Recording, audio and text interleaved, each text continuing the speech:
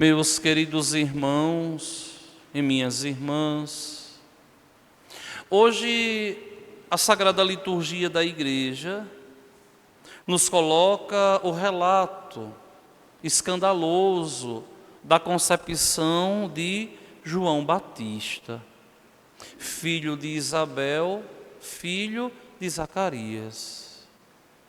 Duas figuras impolutas, importantes na história do povo de Deus. Por quê?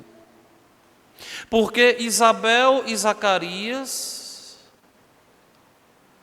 eram amargurados e viviam entristecidos. Por quê? Porque eram considerados amaldiçoados. Um casal que não gerava prole, que não gerava os filhos, era tido como um casal amaldiçoado, que Deus não abençoou. E Isabel e Zacarias vivia essa grande tristeza, porque Isabel era estéril, ela não podia ter filhos. E Zacarias, seu esposo, consequentemente, também não podia. Só que, mesmo em meio a essa angústia, mesmo as pessoas olhando para eles e dizendo e falando que eles eram amaldiçoados por Deus, eles eram ali justos. E se vocês pegam a descrição que o autor sagrado São Lucas faz dos dois, nós vemos talvez uma das descrições mais bonitas a respeito de um casal nas Sagradas Escrituras. Porque aqui não é um conselho, mas aqui é um testemunho da vida que eles levavam. Vamos lembrar o que Lucas diz. Ambos eram justos diante de Deus e obedeciam fielmente a todos os mandamentos e ordens do Senhor. O povo dizia: são amaldiçoados.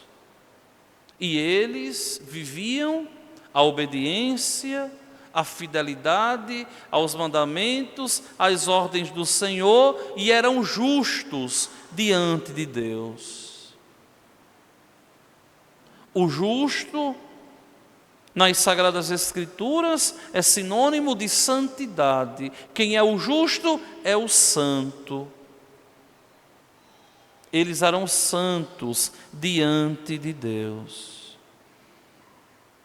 Mas como podiam ser santos diante de Deus, se Deus não tinha permitido que eles gerassem a vida, como todos os outros geraram a vida? Quem iria cuidar deles na velhice? Quem iria zelar deles na velhice? E se Zacarias morresse, como ficaria Isabel? Ia mendigar? Viúva não tinha valor? E Zacarias contemplava famílias numerosas. E Isabel, uma grande tristeza, era descendente de Arão, era descendente da tribo ali dos sacerdotes. Lembrem que Arão é sacerdote no Antigo Testamento. E eles permaneciam ali firmes diante de Deus. Não se deixavam abater, mas estavam ali diante de Deus. Mesmo com o coração entristecido, eles serviam ao Senhor. Mesmo com a tristeza dentro de si, eles eram justos e obedientes aos mandamentos e às ordens do Senhor. Por quê? Porque eram justos, eram santos. tinham compreendido em quem eles tinham depositado a confiança, porque sabiam que se estivessem obedientes a Deus, eles não estavam fazendo o seu próprio querer, mas estavam a fazer o querer de Deus. E para quem tem fé, para quem vive a fé, é preciso compreender que a nossa vida deve ser vivida em harmonia com Deus. Se Deus permite, a gente faz. Se Deus não permite, a gente não faz ou luta para não fazer. Por quê? Para agradar e para não desagradar a Deus. Embora a concepção do homem do século 21 é uma concepção torta, para não dizer laxa, da forma que encaram a relação com Deus, onde muitas vezes os homens querem que Deus faça a própria vontade deles, ao invés de eles fazerem a vontade de Deus. E vejam que Zacarias vivia ali servindo a Deus. E compreendeu que em meio às dificuldades era muito mais importante e valia muito mais obedecer a Deus do que se revoltar contra Deus. Porque quando as adversidades batem à porta do nosso coração, nós temos que entender, se nós vivemos em Deus, que Deus sabe o que está fazendo. E aqui é muito claro, e aqui é muito nítido. Só que Zacarias tem a graça de ver que eles ali foram colocados como luzeiros. Minha gente, olha, é um contratestemunho tão grande. Eu dizia isso ontem, na reunião que nós fizemos com as cúrias e o comício da Legião de Maria. Eu dizia hoje, a tarde toda, em reunião com a Comissão Diocesana da Legião de Maria em Mato Verde. É uma tristeza muito grande quando alguém que serve a Deus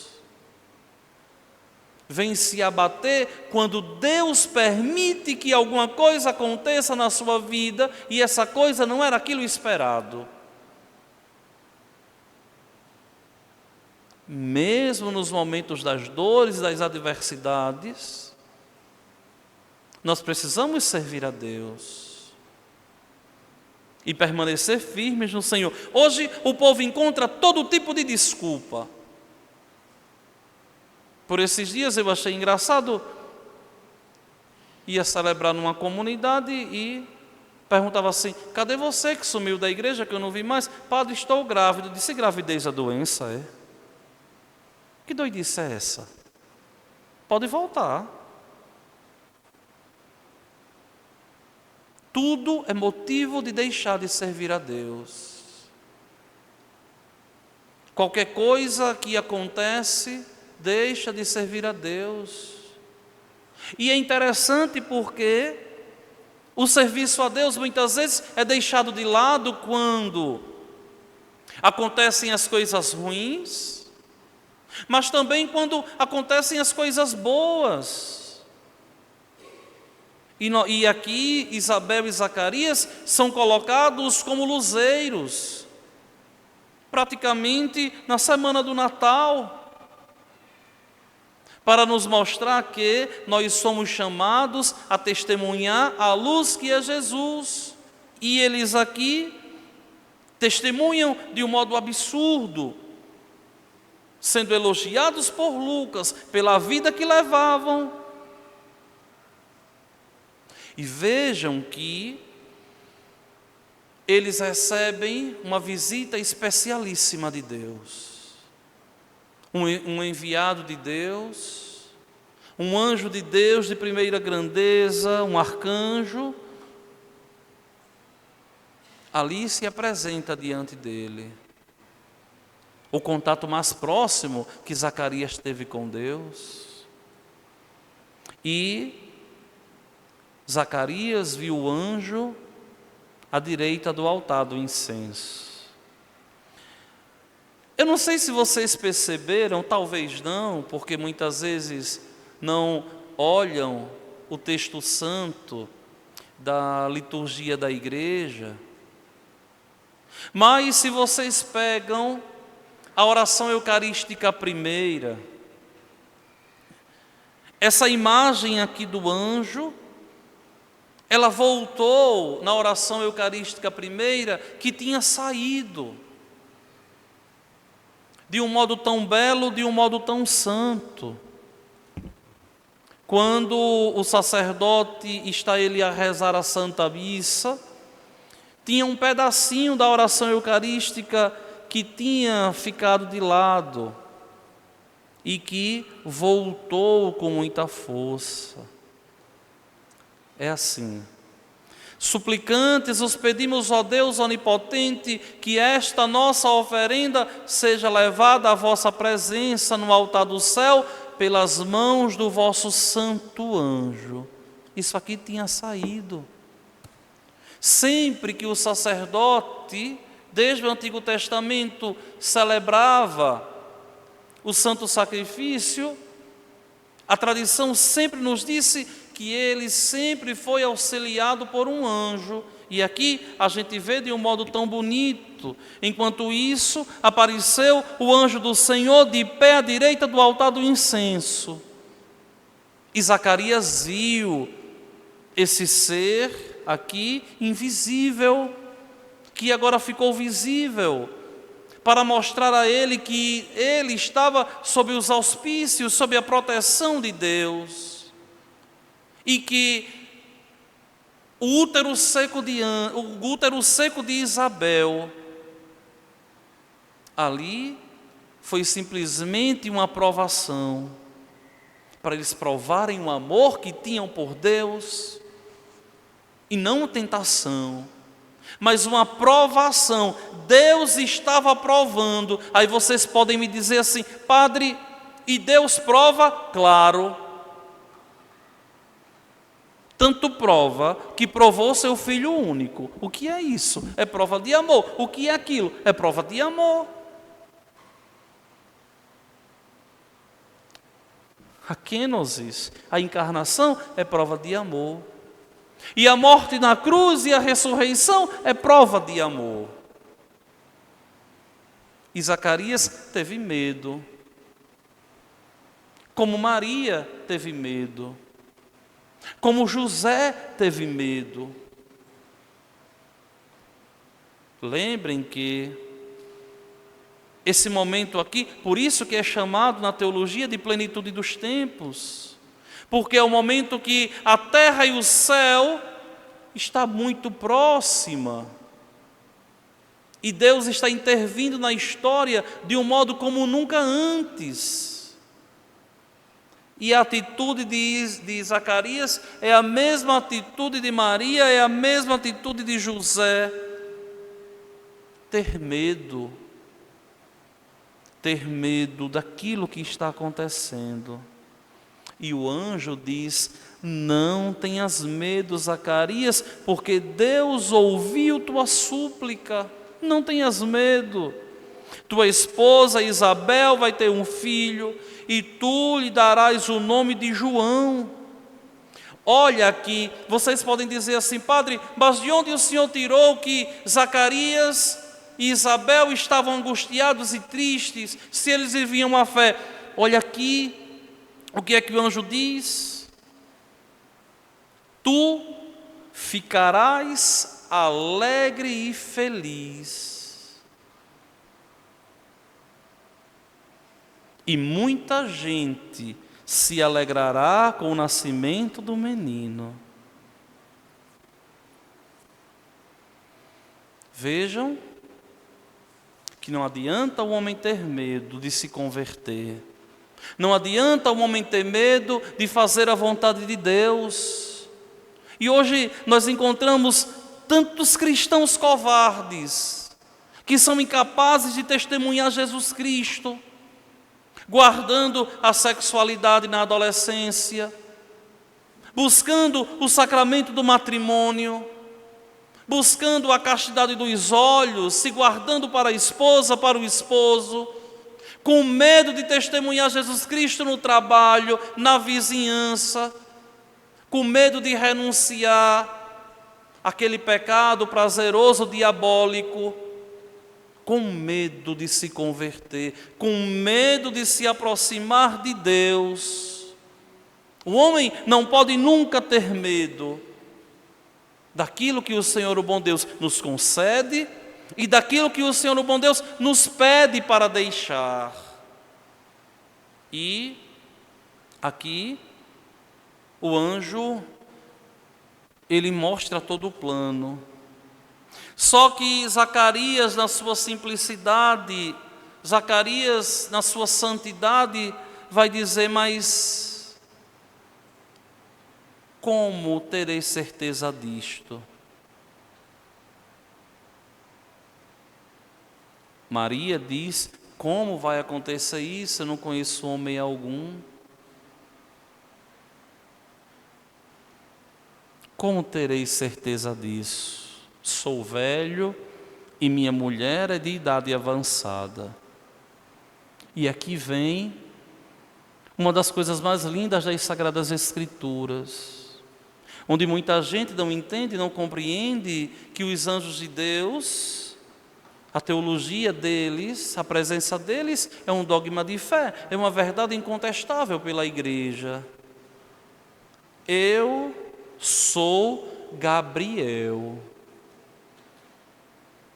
E olha o que ele diz: estou sempre na presença de Deus. Que maravilha! Mas ele continua: e fui enviado para dar-te esta boa notícia. Ou seja, Deus escutou as tuas súplicas. Deus ouviu o teu clamor. Não tenhas medo, Zacarias. Só que Deus não aceita a incredulidade do coração humano. E o triste é que a incredulidade vem reinando no coração de tantos homens, muitas vezes dentro da própria igreja, muitas vezes no próprio altar.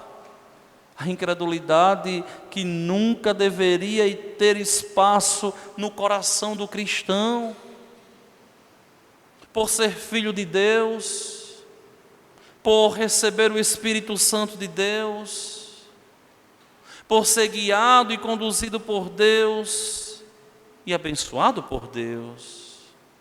Não deveria o coração do cristão ser incrédulo. Não deveria existir incredulidade, mas se vocês me perguntam assim: padre, o que é incredulidade? A incredulidade, sabe o que é? É a falta da vivência evangélica, porque muitos dizem que creem em Deus, mas não vivem aquilo que Deus nos pede, e não querem compromisso com Deus. E na própria vida, Deus não tem voz e nem vez. E querem viver a vida segundo os seus próprios critérios. A vida é minha, eu faço dela o que eu quiser. Continue assim, que o seu lugar não é o céu. Só que você, Zacarias, agora você vai ficar mudo.